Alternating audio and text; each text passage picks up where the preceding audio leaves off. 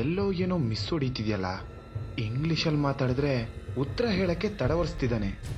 ಅದು ಅಲ್ಲದೆ ಹೆಸರು ಕೇಳಿದ್ರೆ ಕೆಲ್ಸನೂ ಹೇಳ್ತಿದ್ದಾನೆ.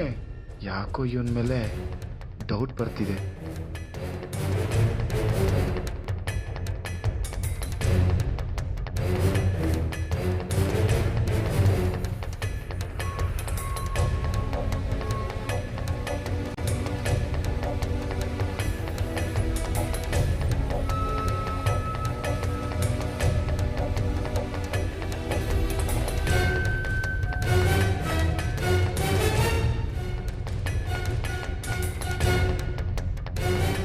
ಇವಳೆ ನನ್ನ ಮುದ್ದಿನ ಮಗಳು ಅನುಷ್ಕಾ. ಅನು ಎಲ್ರಿಗೂ ಟೀ ಕೊಡಮ್ಮ. ಅನು ಟೀ ಕೊಡು.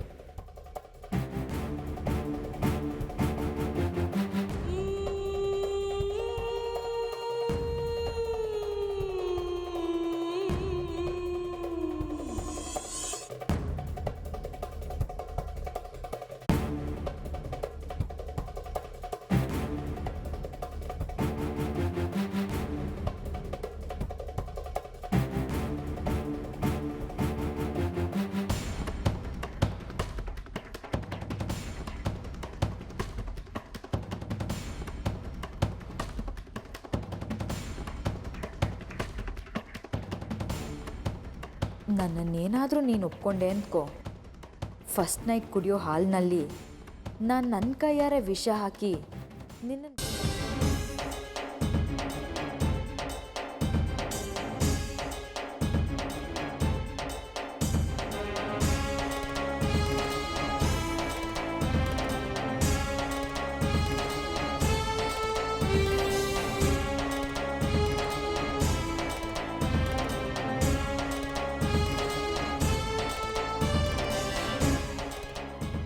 ನೋಡಿ, ನಮಗೆ ನಮ್ಮ ಹುಡುಗಂಗೆ ನಿಮ್ಮ ಹುಡುಗಿ ಒಪ್ಪಿಗೆ ಆಗಿದ್ದಾಳೆ.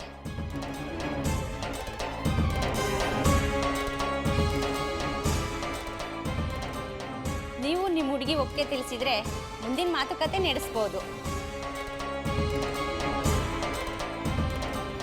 ಅನು, ಹುಡುಗ ನಿಮಗೂ ಇಷ್ಟ ತಾನೆ? ನನಗೆ ಹುಡುಗ ಇಷ್ಟ ಇಲ್ಲ.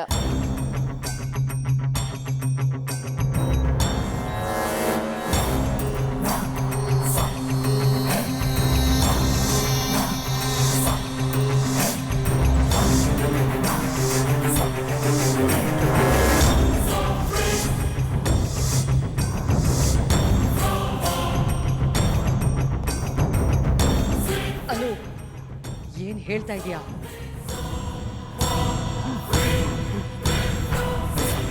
ನೋಡಿ, ತಪ್ಪು ತಿಳ್ಕೊಬೇಡಿ.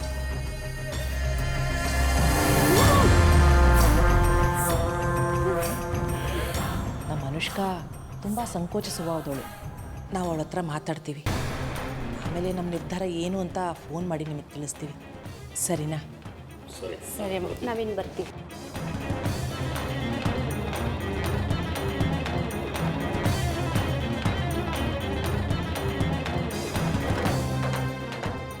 ಅನು, ನೀನು ನಡ್ಕೊಂಡಿದ್ದ ರೀತಿ ನನಗೆ ಸ್ವಲ್ಪನೂ ಇಷ್ಟ ಆಗಲಿಲ್ಲ.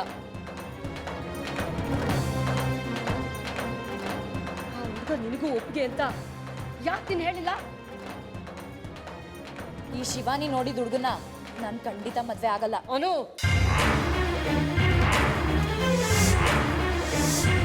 ನನಗೆ ಎದುರು ಉತ್ತರ ಕೊಡ್ತೀಯಾ? ನಿನ್ಗೆ ಅಮಲ, ಏನು ಮಾಡ್ತಿದೀಯ ನೀನು? ಮಮ್ಮಿ, ನೀನು ನಂಗೆ ಹೊಡಿದ್ರು ಅಷ್ಟೇ, ಸಾಯಿಸಿದ್ರು ಅಷ್ಟೇ. ನಾನು ಆ ಹುಡುಗನ ಮದುವೆ ಆಗಲ್ಲ ಅಂದರೆ ಆಗಲ್ಲ. ನಿನಗೆ ನಾನು ಭಾರ ಆಗಿದ್ರೆ ಹೇಳು, ಬೇಕಿದ್ರೆ ಈ ಮನೆ ಬಿಟ್ಟು ಹೊರಗಡೆ ಹೋಗ್ತೀನಿ.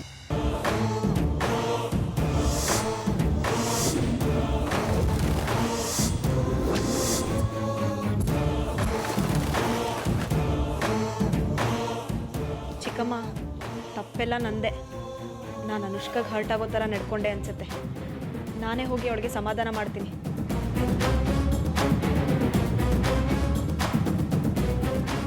ಅಮಲ, ಅವಳಿಗೆ ಈ ಮದುವೆ ಬೇಡ ಅಂತ ಹೇಳಿದ್ಮೇಲೆ ಯಾಕೆ ಅವಳಿಗೆ ಬಲವಂತ ಮಾಡ್ತಿದ್ಯಾ? ಬೆಳೆದು ನಿಂತಿರೋ ಮಗಳ ಮೇಲೆ ಮತ್ತೆ ಮತ್ತೆ ಕೈ ಮಾಡ್ತಿದ್ಯಲ್ಲ, ನಿಂಗೆ ಸ್ವಲ್ಪ ಆದ್ರೂ ಬುದ್ಧಿ ಇದೆಯಾ? ಅಕ್ಕ, ಸುಮ್ಮನೆ ಇರು. ನನಗೆ ಅಡ್ವೈಸ್ ಮಾಡೋದಕ್ಕೆ ಬರಬೇಡ. ಇದು ನನ್ನ ಸಂಸಾರದ ವಿಷಯ.